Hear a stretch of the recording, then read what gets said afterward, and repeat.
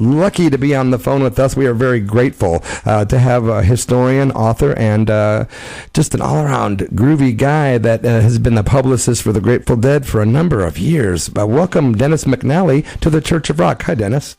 Hi. How are you? I'm very happy to have you on the phone, that's for sure. I'm glad to be here.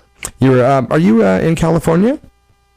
I am in San Francisco, yeah. Yeah, I knew. I figured you were in the Bay Area, but I figured I would ask you on the air. And I know it sounds like a cliche question, but seriously, how is the weather down there in the Bay Area because of all the fires that have been going on everywhere? Are you still affected by the smoke? Today we are blessed, and the weather is the air is decently clean, and it's warm and beautiful.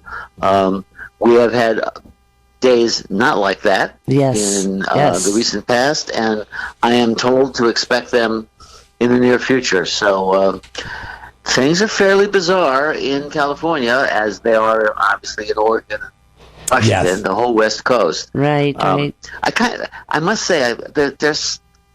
Don't take this the wrong way. I'm glad it's not just us. I mean, I've always, felt there was a Pacific Northwest that started a little bit above Bakersfield and went all the way to the Canadian border. And it's interesting that all 3 states, or 2.5 states, or whatever you call it, are experiencing the same thing at the same time. Yeah, and that they all just stop at times. The borders. Yeah, it's strange, very strange, man. But we too are having much better air quality here, so we're really grateful for that today. That's been nice to see the mountains and the blue skies. So. Yeah, we're grateful and we're not dead. Right. So. That too. Speaking of the Dead, of course, we know that we're so affiliated with the Dead, and that you're like the 5th Beatle or something. But your first Dead concert, interestingly, was in October of '72 in Springfield, Massachusetts, right? Yep, October 2nd. I remember it well. Wow. Do you have a vivid recollection of the show? Oh, absolutely. I mean, a lot of detail. I was in graduate school at the University of Massachusetts in Amherst, which is not so far from Springfield. And the neat thing about Springfield is that their Civic Center was really, compared to, say, an NBA arena, was actually quite small. It was like 7,000 seats. So it was, modest size. Yeah. Although it managed to accommodate the Wall of Sound in 1974. So that was fairly amazing.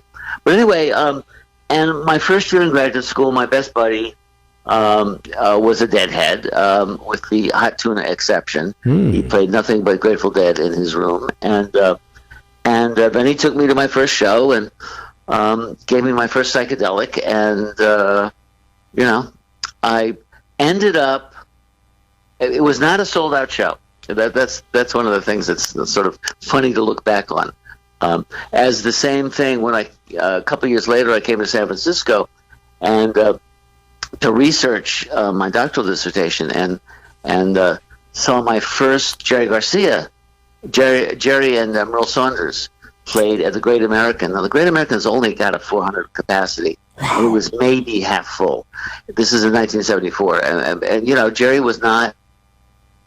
In the 90s, when I was working for him and I practically lived there, at the Warfield Theater, which was 2,500 seats, it was sold out every time.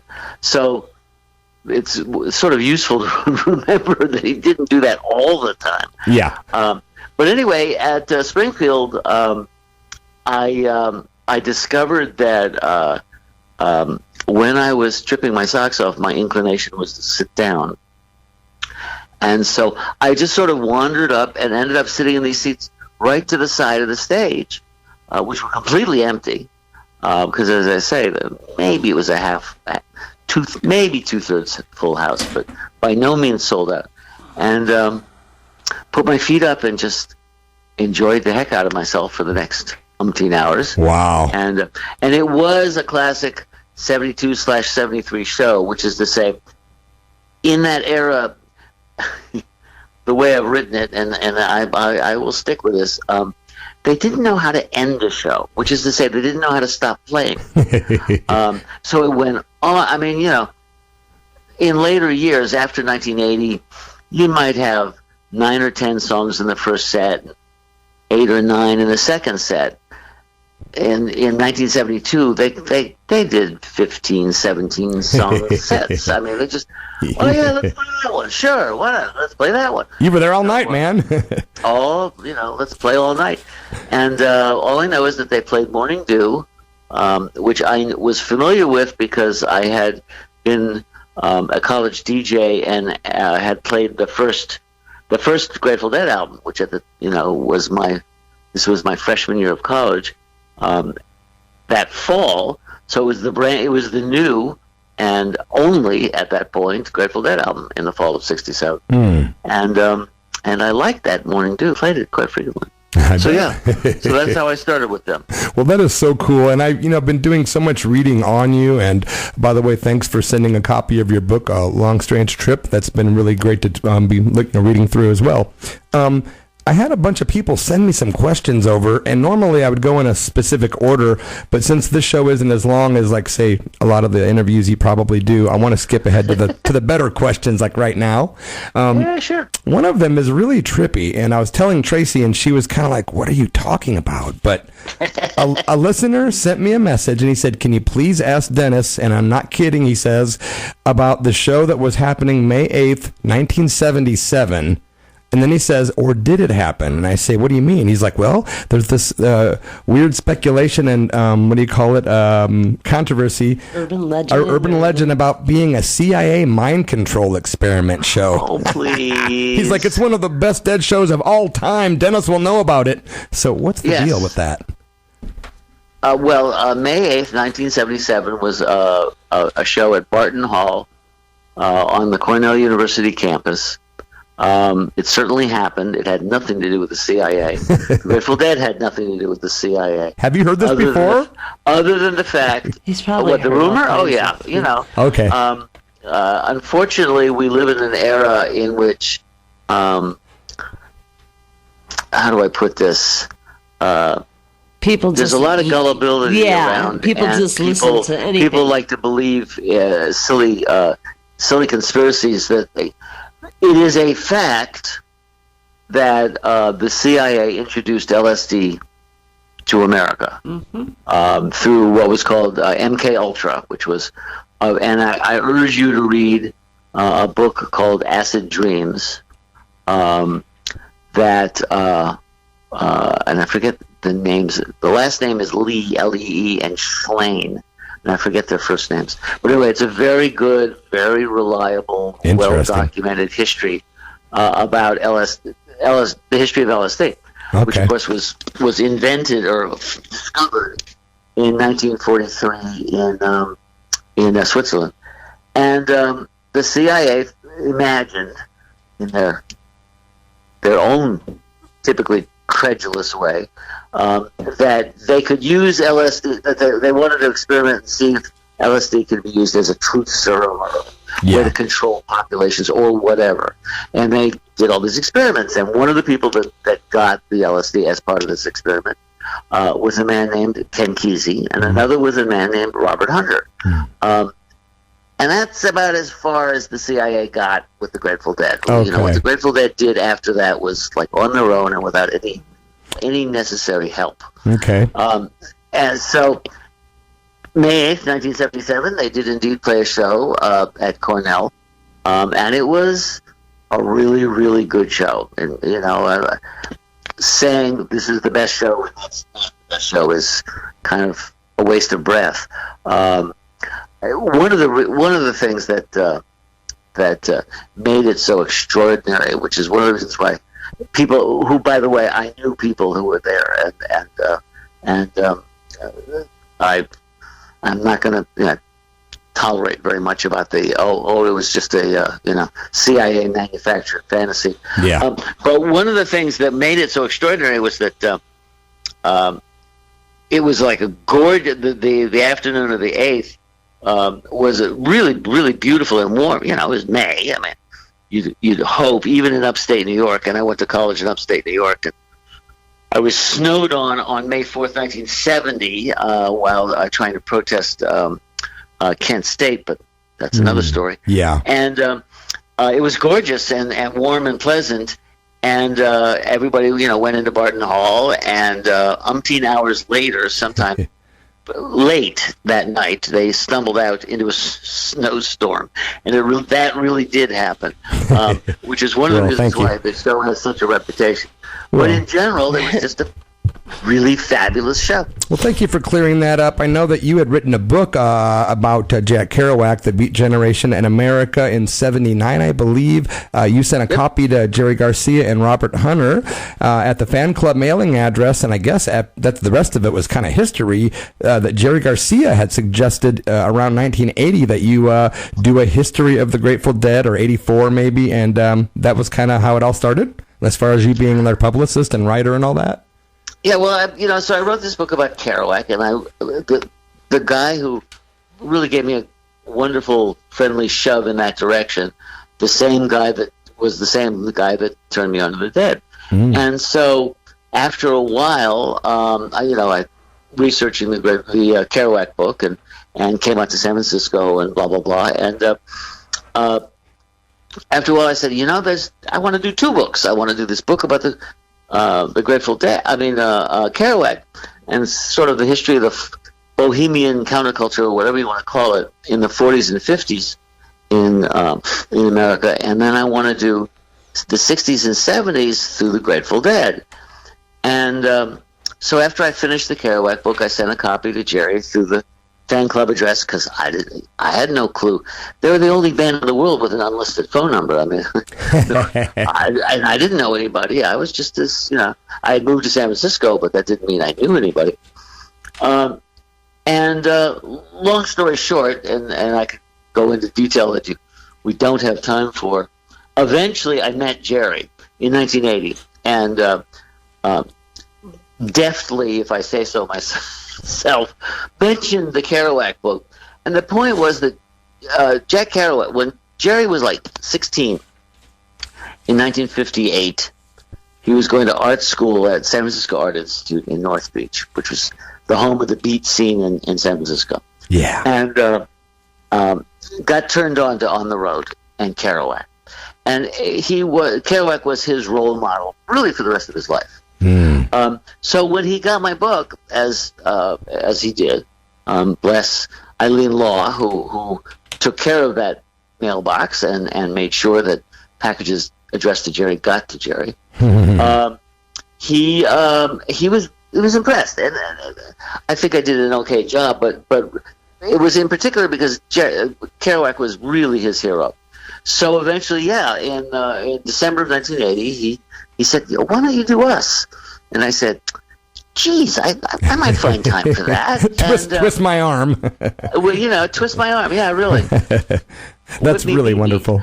And so I started working on that, and then in 1984, I became they needed a publicist, and I needed a job. How cool, and man. So I became the publicist then. So sweet, man. I was looking at some cool stuff on the internet. There's so much with you on there. I was looking at something with you sitting in with the band Rat Dog, reading On the Road at the 50th anniversary of the book's publication. That's pretty cool. That was my favorite, certainly my favorite Rat Dog show. We, again, a lot of detail to that, but the Lowell, Massachusetts, which is where Kerouac was from, had a concert series. It was called Boarding House Park, and it was the capacity for 2,000-3,000 people, in a little park.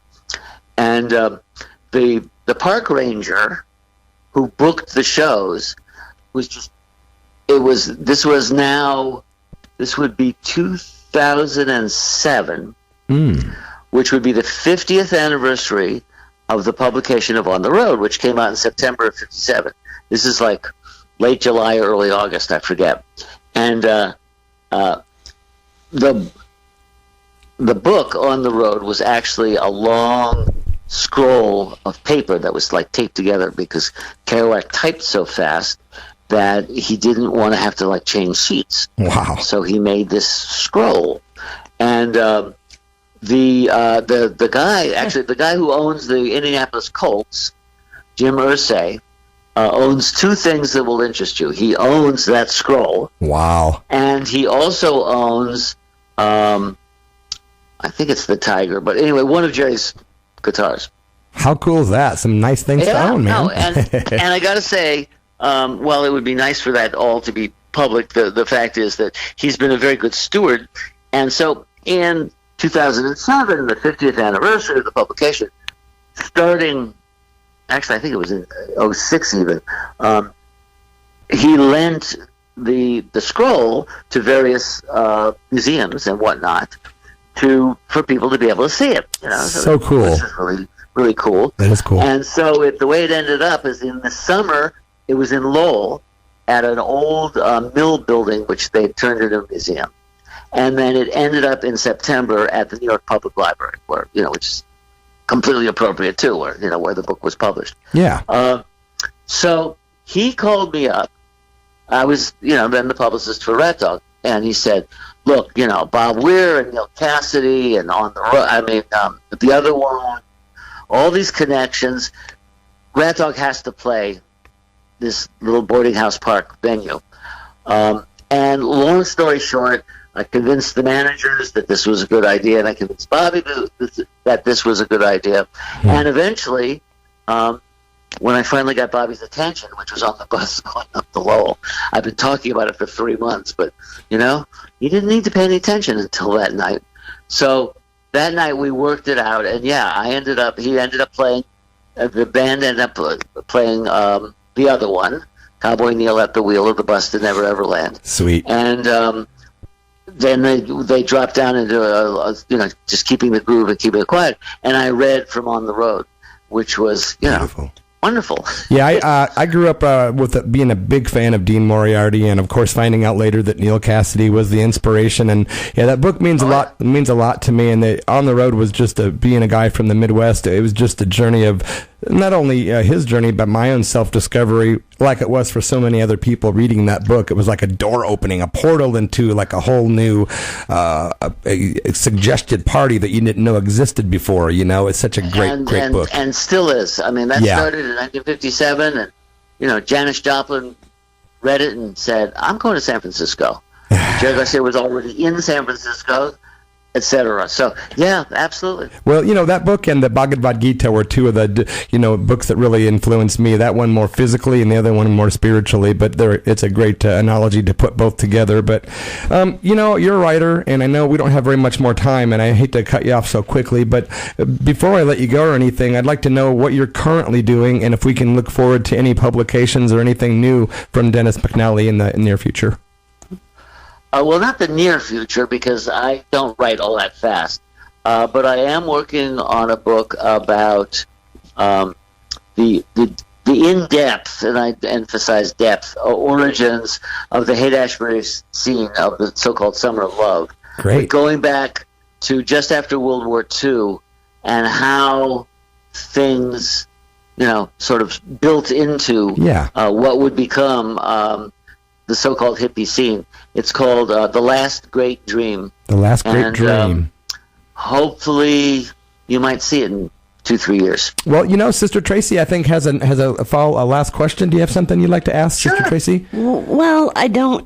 It might not really apply too much, but I was just going to say one of the questions I like to ask people that we interview, most of the time they're musicians, so I'm not really sure how to ask it. But if you had went into another field other than, kind of what you do, what would it have been? Like science or, archaeology or just... Yeah, anything besides writing or being whatever, what would you have done? Well, if I could, I would have made music, because music has this direct connection to the heart. Yeah. And it's so universal. So, I'd love to do that, but, I can just about keep a beat.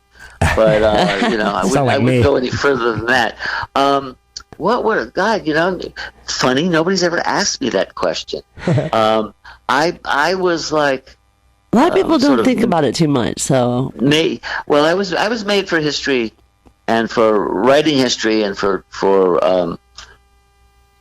sort of, the message in the bottle.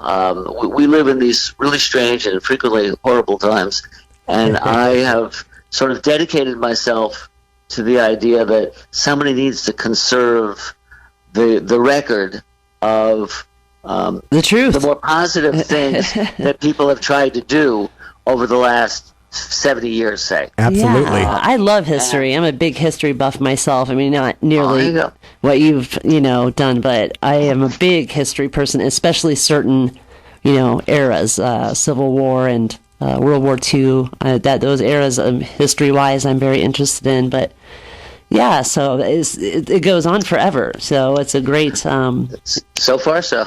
Yes. But yeah, so that's that's what I found myself doing, and then associating with those bozos. Well, awesome. Bozos. Well, Tracy always likes to ask our guests that question. It's always kind of interesting to find out the answers. Man, I tell you, I wish I could maybe sometime schedule a part 2 to have you back on sometime, man. Sure, definitely. I'm available. That'd be cool because, you've got a lot of stories and we didn't even get to ask on many of them. So maybe we could do that sometime, Dennis, if you would be so gracious.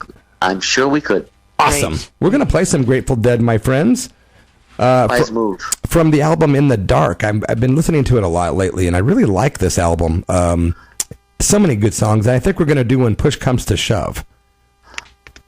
It is a great album. It is. Dennis McNally, any final thoughts? Well, Words of hope, wisdom. When you get confused, listen to the music play. Ah, that's a great one, man. That is a great one. We'll also, when in doubt, steal from Robert Hunter. Lyricist galore, yeah. Well, thank you so much. You're listening to KSKQ at the Church of Rock radio show. We're wrapping up a discussion with author and Grateful Dead publicist Dennis McNally. We're very gracious and grateful for your time, my friend, and wish you nothing but the best. Thank you, and same to you, and any old time. Okay. Thank you, Dennis, so much. Thanks, Tracy. Adios. Take care, my friend. Bye-bye. Bye-bye. Bye.